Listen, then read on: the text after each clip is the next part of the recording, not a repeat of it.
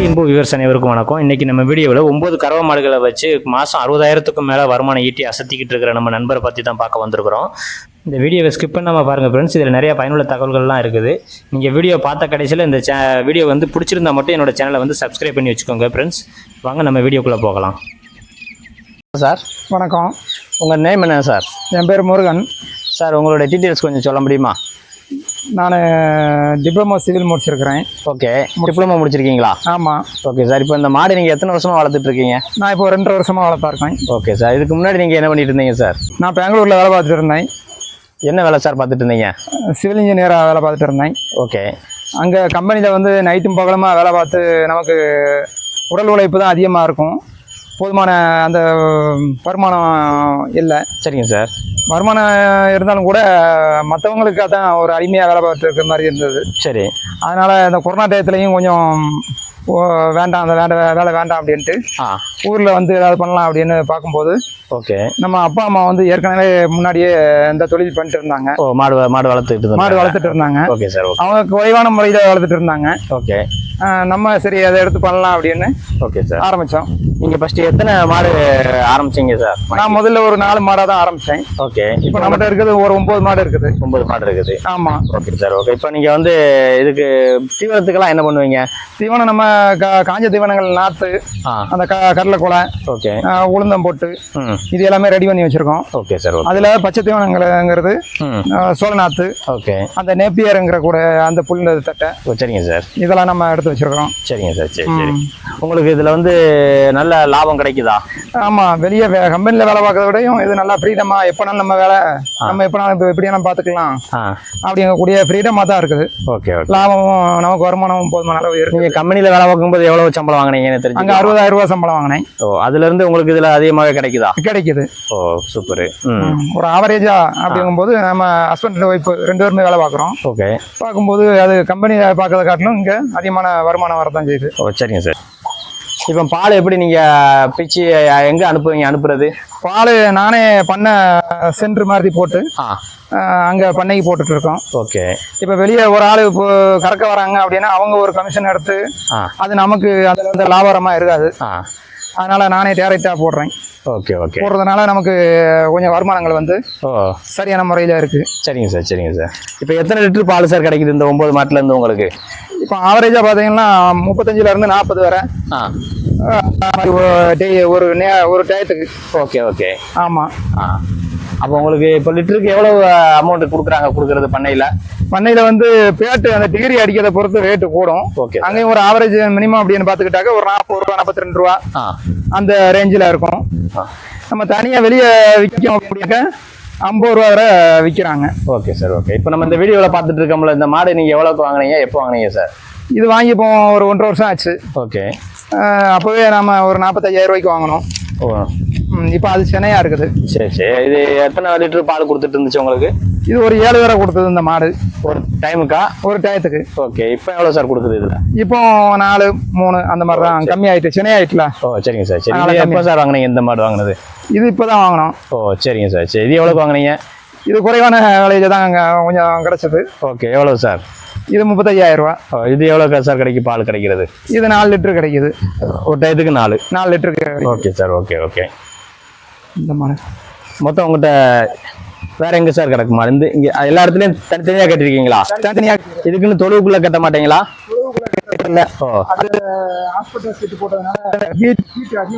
ஓ, சரிங்க சார். அதுக்காக நம்ம நிழல் நல்லா இருக்கும் இருக்கணும் அப்படிங்கிறதுக்காக இயற்கையாகவே இதை வந்து நீங்கள் வந்து கட்டி பாதுகாத்துட்டு. ஓகே. ஓகே. ஓகே. இந்த மாட்டிலேருந்து எவ்வளோ சார் பால் கிடைக்கும்? இந்த மாதிரி 7 லிட்டர் கிடைக்குது. 7 லிட்டர் டயத்துக்கு. ஆமாம். Okay sir. ஓகே. இது வந்து கச்சப் என்ன சார்? இது பார்த்தீங்கன்னா பால் நல்லா இருக்கும்.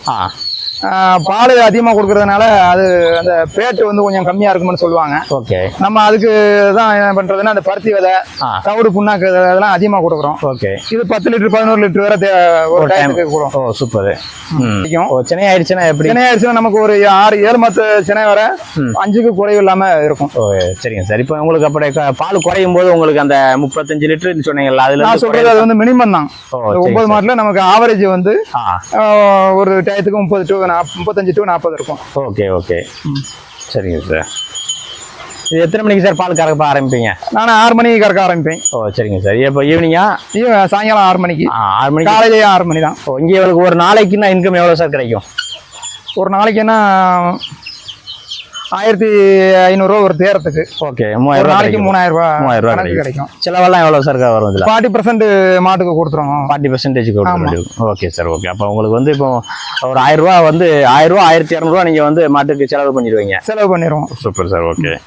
இதுக்கு தீவனம் வந்து இந்த மாதிரி சார், இதுக்கு தீவனம் எங்கெங்கே வச்சிருக்கீங்க? அங்கே படப்பு மாதிரி நம்ம ரெடி பண்ணி முதல்ல ரெடி பண்ணி வச்சுக்கிறது. ஓகே. அதை ஒரு டயத்துக்கு இவ்வளவு அப்படின்னு ஒரு மாட்டுக்கு கொடுத்துக்கிறது. நைட்ல வந்து டெய்லி பச்சை தீவனங்கள் தான் அங்க பக்கத்துல போட்டிருக்கோம். சரிங்க சார், சரி. அந்த அகத்தி கொலை, நாத்து, அந்த நேப்பி இறங்கக்கூடிய புல்லுத்தட்டை, ஓகே, இது எல்லாம் சேர்ந்து சரிங்க சார் நம்ம நைட்டு கொடுத்துக்கிறது. சரிங்க சார், சரி சரி. நீங்க தனியா எதுவும் ஆள் எதுவும் போட்டிருக்கீங்களா? இல்ல, ஆள் இல்ல, நானே தான் பண்ணிட்டு இருக்கோம். Okay sir, okay.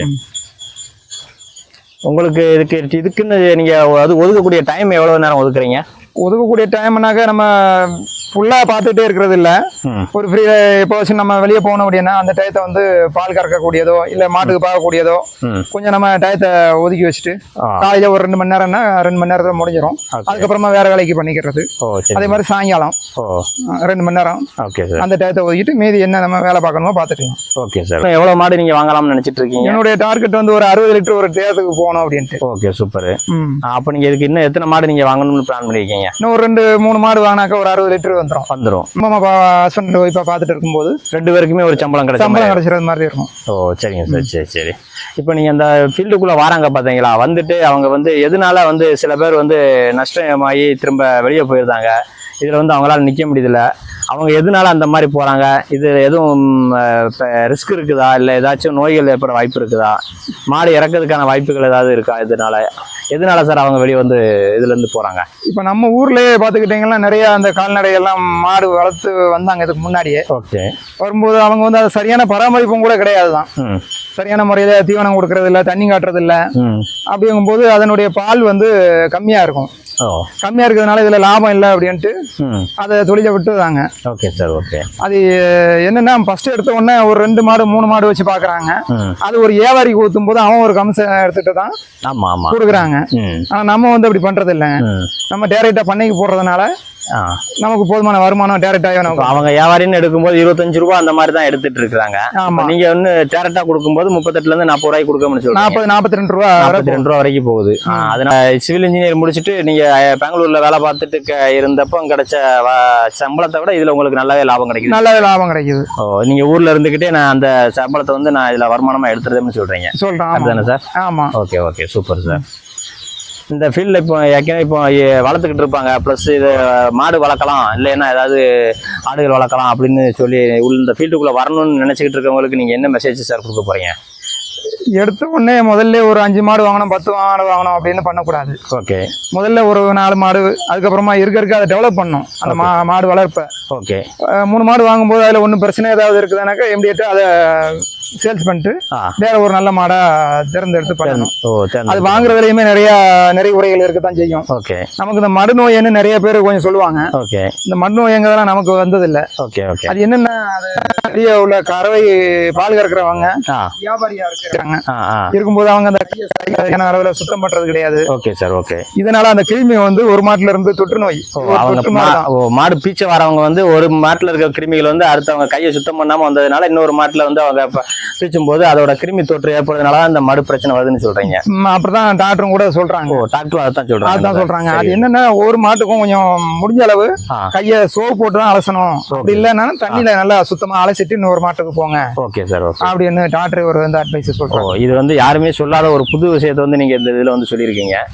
ஆமா, இது வந்து கண்டிப்பா மாடு வளர்க்கவங்களுக்கு பாத்தீங்கன்னா ரொம்ப யூஸ்ஃபுல்லாவே இருக்கும். ஆமா சார், ஆமா. இது போக நீங்க வேற ஏதாவது தொழில் பார்த்துட்டு இருக்கீங்களா சார்? நம்ம அந்த நாட்டுக்கோழி அப்படின்ட்டு கொஞ்சம் இப்பதான் ஒரு ஃபார்மா டெவலப் பண்ணல. Okay sir. இப்பதான் கொஞ்சம் ரெடி பண்ணிட்டு வர்றோம். ஓகே. அது சேர்த்து பண்ணிட்டு இருக்கோம். இப்போ நாட்டுக்கோழி உங்ககிட்ட எவ்வளவு சார் இருக்குது? இப்போ ஒரு 50 கோழி, தாய் கோழி என்ன எடுத்துக்கிட்டா ஒரு 15 கோழி இருக்குது. ஓ சரிங்க சார். குஞ்சு எல்லாம் சேர்ந்து. இப்போ இதுல கம்மியா தான் இருக்க மாதிரி தெரியுது. எல்லாம் காட்டுல போய் மேய்கிறது தான் எல்லாமே. ஓ, நீங்க எதுவும் இதுக்குன்னு தனியாவெல்லாம் மெயின்டைன் பண்றது கிடையாது? மெயின்டைன் பண்றது இல்ல. சாயங்காலம் மட்டும் ஒரு நேரம் மட்டும் டைம் மட்டும். இப்போ இலை போட்டு நீங்க கூப்பிட்டீங்களா அந்த ஆடு கோழி எல்லாம் வருமா? வந்துரும். கூப்பிடுங்க சார் பார்க்கலாம். போ போ போ போ போ போ, போ, போ, போ. எல்லாமே அங்கங்க இலை மேய்ஞ்சிட்டு இருக்குது. மேய்ஞ்சிட்டு இருக்குது. ஓ சூப்பர் சூப்பர் சூப்பர். இந்த 2 கோழி கின்னி கோழின்னு சொல்லுவாங்க. Okay sir okay. இந்த கோழி பாத்தீங்கன்னா அந்த பறந்து பறந்து காக்கா வந்ததுன்னா அது ஒரு சவுண்ட் கொடுத்துரும். Okay sir okay. சவுண்ட் கொடுக்கறதுனால இந்த கோழிகள் எல்லாமே கொஞ்சம் அலர்ட் ஆயிருக்கும். Okay sir okay. இது நீங்க இவ்வளவுதான் வச்சிருக்கீங்களா இல்ல இதுக்கு முன்னாடி எதுவும் கோழிகள் வந்து வித்துட்டீங்களா? கோழி சேல்ஸ் பண்ணிட்டோம். ஓ சேல்ஸ் பண்ணிருக்கீங்க. ஆமா. ஓ எத்தனை கோழியை சார் சேல்ஸ் பண்ணிட்டீங்க? ஒரு 50 கோழி சேல்ஸ் பண்ணியாச்சு. ஓ சரி. நீங்க இந்த கோழிக்குன்னு சொல்லி நீங்க எந்த தனியா எதுவும் வந்து மெயின்டைன் பண்ணல இது வரைக்கும்? இல்ல பண்ணல. இப்படியே நீங்க இந்த மரங்கள் வந்து நிறைய இருக்கிறதுனால நீங்க இதுலயே வந்து அது வந்து ஆட்டோமேட்டிக்கா மேய்ஞ்சிக்கிறது. ஆமா. நைட்ல பாத்தீங்கன்னா நம்ம பிடிச்சு அடைக்கிறதெல்லாம் கிடையாது. ஓகே. அது மரத்திலே போய் அடைஞ்சுக்கிறோம். Okay sir okay okay. Super sir. அந்த மரத்துல அடையிறதுனால என்ன சொல்றாங்க, அந்த கோழி ஒரு கோழி வந்து அந்த டிஸ்டன்ஸ் அதிகமா இருக்கிறதுனால அது ஒரு நோய் தொற்று வராது அப்படிங்கிறதுனால சூப்பர் சார் அதை மரத்திலே அடைய விட்டுறது. ஓ அப்ப நீங்க இதுக்குன்னு சொல்லி எதுவும் மருந்து கொடுக்கறது கிடையாது? கொடுக்கறதெல்லாம் கிடையாது. எந்த சொட்டு மருந்து நீங்க வந்து போடுறது கிடையாது என்ன சார்? இல்ல எதுவுமே கிடையாது. Okay sir okay. இது போக நீங்க மாட்டுக்குன்னு சொல்லி ஏதாவது நோய் தடுப்பு ஏதாவது நீங்க பயன்படுத்துறீங்களா? நோய் தடுப்பு அப்படியெல்லாம் எதுவும் இல்ல. எதுவுமே கிடையாது. இயற்கையாவே நீங்க வந்து வரீங்க. அதனால உங்களுக்கு எந்த ஒரு நஷ்டம் இது வரைக்கும் ஏற்படல? Okay sir okay. அப்படியே எதுவும் பிரச்சனை வந்தாலும் இமிடியேட்டா நம்ம டாக்டரை கூப்பிட்டு சரி பண்ணிட்டோம்னா உடனே சரியாயிரும். Okay super sir super. இப்போ அந்த மாட்டுக்கு பாத்தீங்கன்னா ஃபர்ஸ்ட் நான் புதுசா வாங்கினது. Okay sir. அது கொஞ்சம் மடு பிரச்சனை இருந்தது. சரி சரி. ஆரம்ப காலத்திலே அதை சரி பண்ணதுனால 2-3 நாளையிலே அது சரியாயிட்டுங்க. சரிங்க சார் சரிங்க சார். சரிங்க சார். நீங்க இந்த டயத்தை எனக்காக நேரம் ஒதுக்கி வந்து இவ்வளவு நேரம் நீங்க வந்து மாடு வளர்ப்பை பத்தி தெளிவா சொன்னதுக்கு ரொம்ப நன்றி சார். ரொம்ப நன்றி.